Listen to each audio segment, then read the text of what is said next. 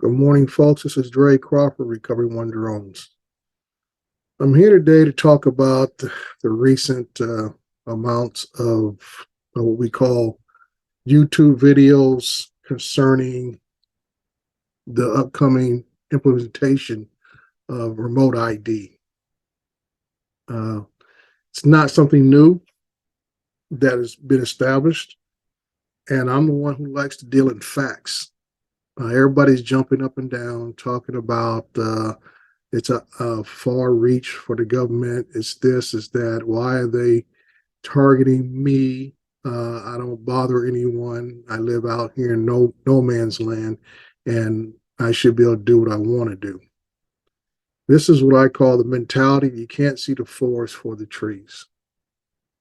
And I'm not here to bash certain individuals, but just to put some facts out there that you need to consider and ask yourself, have you been aware or have you been involved in the evolution of this hobby that many of you are concerned about? For me, I'm a commercial pilot. I've been a commercial pilot from day one. I studied up for my Part 107 back in 2019, and that's when I started flying, 2019. So my whole goal was, because of my profession at the time as a construction inspector, was to bring another tool to my tool belt. So that's been my main focus. So I'm gonna talk about some things, like I said, deal with facts. And we're gonna go down a little history list here, so bear with me. Back in 2005, FAA created a criteria for airworthiness certifications. In 2009, the first UAS committee was formed under the Duncan Hunter Act in 2009. And the National Generation Integration and Evaluation capability was established in 2010, which was basically a test center and board that would see how UAS flights could be integrated with the national airspace. 2014 was a big leap for UAS operations. This is where the FAA teamed up with the AMA to establish safety guidelines for model aircraft and UAS operations, which is all the same. Model fixed wing, rotocopters, whatever you want to call it. If it's an unmanned operation, it's a UAS. This was established back in 2014. And this is why I put a lot of things back on the AMA, because they were the ones that the FAA first reached out to and partnered with to establish safety guidelines and rules for UAS operations. And I find it quite odd that the AMA has been virtually non-existent, quiet, through this whole process of remote ID and some other regulations that have came down to the pike. And I contribute most of that to, because the most recent regulations have really been towards the quadcopter community than anybody else. But now with this remote ID, it's affecting everybody. So now we get everybody come out of woodwork. But I always say, where is the AMA at? They didn't go to the FAA to cry foul. They didn't join the lawsuit with the quadcopter groups who went up there, FPV groups who went up there to try to amend some of the policies or some of the things that were coming down the road. A few things got pushed back, but pretty much the AMA has been silent, and I find that troubling. We move on from there. Where the same year, 2014, FAA approved the use of UAS type of equipment in TV and film industry. So a lot of folks talk about, they've been flying for years, decades, or whatever. I'm just giving you the facts of when these things were approved to be used. In 2015 was the first talk of trying to put together a Part 107 program, which usually came out of the Part 333 or Part 61 program previously. So like I say, these things don't happen overnight. They are years in the making, just like remote ID. It didn't happen overnight. It's been years in the making, and now it's here. We go back here to 2015, Part 107 framework, UAS registration system. Okay, this was the establishment of the online system that most of us use to register our equipment or our quadcopters per se. I don't think there is a registration for fixed wing at this point. If it is, I'm not aware of it.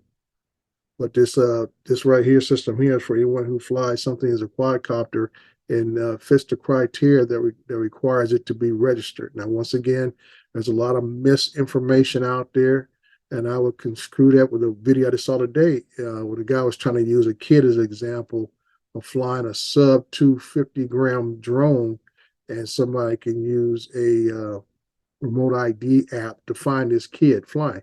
That is incorrect information.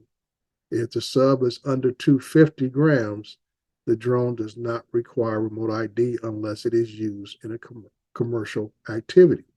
Straight out, simple as that. Okay. Way back also in 2015, under section at the time was 333 holders, we were allowed to fly up to 400 feet at that time. So there are things that have happened over the years that has allowed us to increase our capabilities of flying.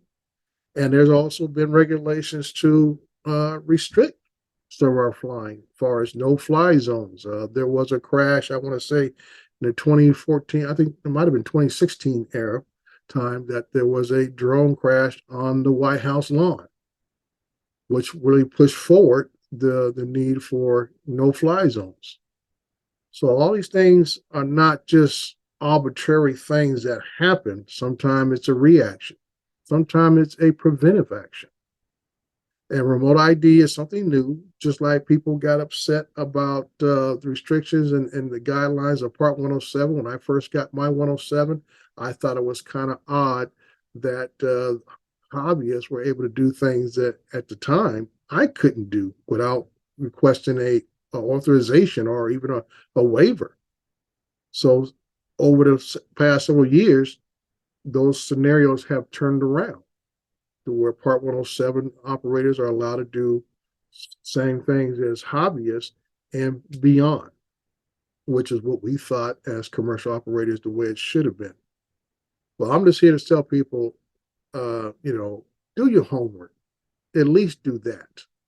Find out what's going on, what the requirements are, and then make your own decision. Only thing that gets me is, for the most part, is I don't appreciate, as an American citizen, as an American veteran, that I get people from foreign entities trying to influence policies and actions here in the United States. These people do not hold property. They do not pay taxes. They do not vote.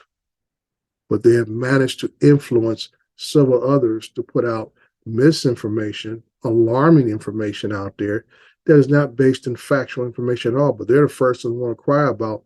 They want to see the documentation on crash impacts and everything else. But then now they're out here encouraging people to put out false information with no factual background at all. So like I said, I'm not here to bash anyone or bash any type of flyers or anything like that.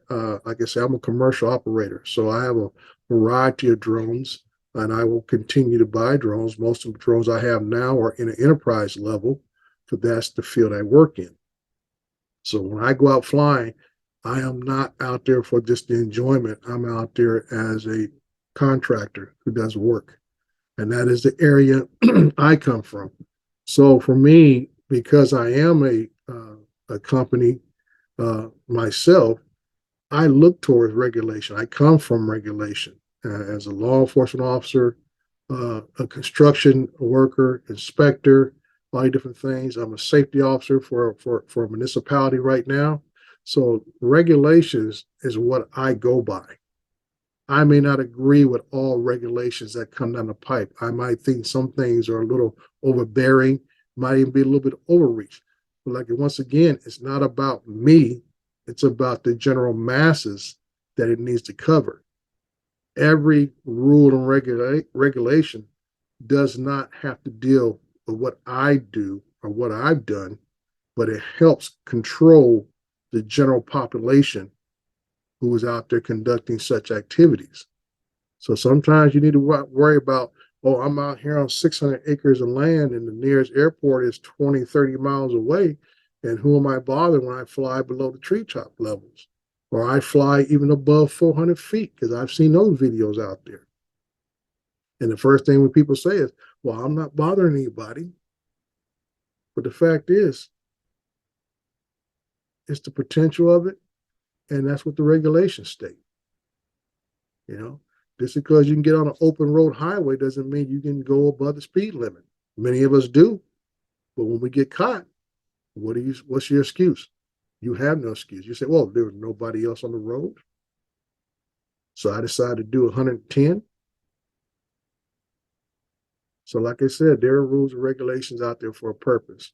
And it usually may not actually pertain to you as an individual, but is there to protect the general masses overall and try to prevent potential incidents in the future.